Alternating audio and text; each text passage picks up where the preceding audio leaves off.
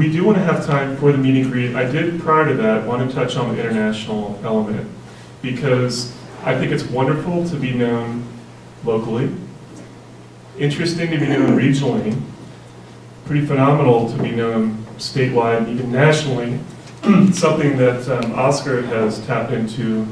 And all three of the youth artists, I know with John B, we can mention the idea, is to look internationally. So through the RAMP program, I looked to see if there was some musical collaboration that I could do. I remember being on KRFC, and her name, Lindsay Saunders, was on the show. Not to be confused with Lindsay Sterling, but I think she's equally as talented.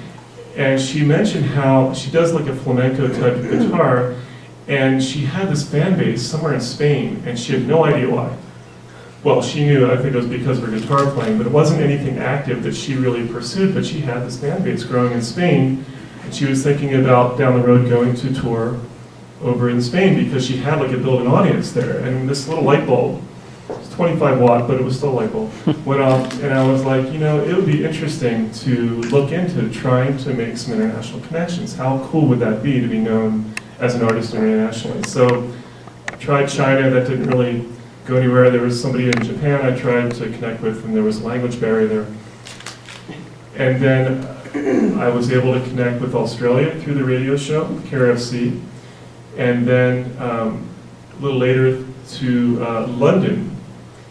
And it's been very interesting, and Emma, I think that, and we'll also talk to Maya and John B about that as well as Oscar.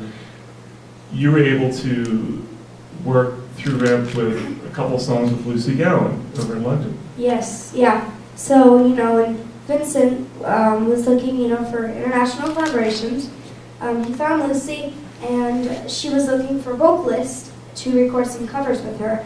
And so he thought of me, and so we're the same age, we've got a lot in common, and so we've talked over the, FaceTime, whatever, and we've just grown through a really, really strong relationship, and we're like best friends, and like it's awesome to do music with this person who I just met for the first time since I've known her for like 2 years. Right, so they saw one of the videos that we worked on, Sweet Child of Mine. Producers of Little Big Shots UK contacted the families, and Emma and her mom, Cindy, actually flew over to London to meet Lucy in 3D, real time, on this television show. Yeah, it was awesome because, we were on Little Big Shots in the UK, and so when we, got the call that we were able to be on the show, we were freaking out, and so we flew over there, and we were there 5 days ahead of time before we could meet Lucy because they wanted us to genuinely meet on the show. And so when we were, those days leading up were just terrible. I mean, it was fun, but like it was terrible not being able, because like we were in the same country as her, not being able to meet her for 5 days. And then backstage, when that day that we were meeting, we were both just freaking out, and it was just this thing where right when we walked out, we were just like, you're actually here, you're real. And it was just awesome meeting her because, knowing someone you've collaborated with for a couple years and never actually having met them yet, creating music together, I think is just a really awesome opportunity. And I'm really glad that Vincent, got us connected. Thank you. Really, really interesting story, and there have been some, you were just on Channel 10 News, Channel 2, Yeah, Daybreak, yeah. Channel 2, from this opportunity out in London as well. And what's fun about that is I didn't know when or how they would meet, but I knew that it was a fun idea to try this collaboration. It was quite a bit of time and effort and Yes. making that happen. So really exciting, ongoing with your working with Lucy. You've got some other songs. We also have a song that Maya is involved with, which is in the editing mode right now, where we have the whole band was, there was no backing track used whatsoever. We had Nick Kubis, who lives near Red Rocks, Lucy from London, and Kaylin Ramirez. How was that for you? I know it hasn't been released yet, but the opportunity to connect. It was a part. It's always, that's what's really nice about like creating art and being a part of like such a cultivated community is you just get to meet so many cool dudes that are in like the same headspace as you. So it's really, I like that about it a lot, just like getting to know people closer. It's cool, the connection of it. And it's also, we did, can I tell what song it was? We did some Led Zeppelin, and I love Led Zeppelin as well. So we did a whole lot of love, and that's just, it's a party. But it was, yeah, it was fun. Yeah.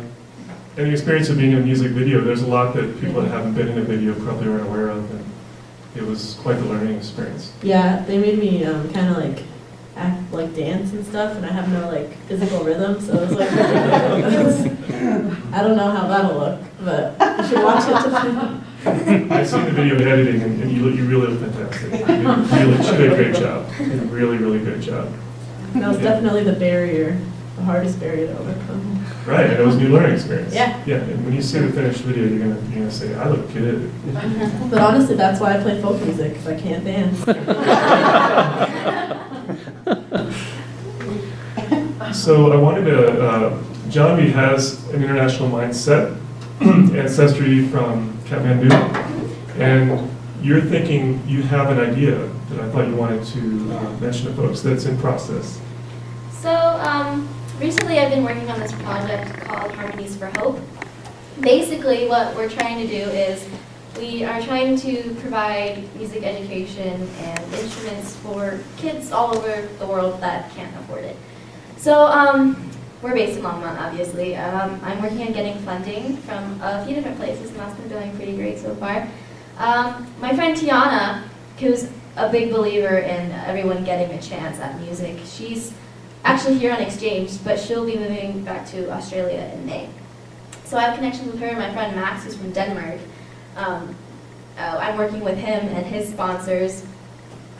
And like, I wanted to expand like where I wanted my project to go. So like, so far I had Australia, Denmark, the US, and then Nepal. And then it was, I think the hardest part was really the language barrier, if anything. And then there were just like, I mean, I know like I looked at kind of like this graph of kids who had access to like music education and kids who didn't. And I saw a lot of people in like areas like Korea and Vietnam that don't have access to music education, and like Africa, Kenya, those places. And I really wanted everyone to have a chance because I feel like it's such an amazing gift to be able to have this like exposure to this world of music. So it's been really, really fun, and I think it's just having that international connection gives you so many opportunities, and also just knowing people like that are around the world, and just knowing that they're there, and just knowing that like they're here to help you. And like if you have an idea, they're just like, we live in a generation that's like all technological and like phones and texting and all of that sort of stuff. So it's not like you don't have to fly all the way over to Australia to share an idea, and that's so incredible to me. Yeah, wonderful. Very well put.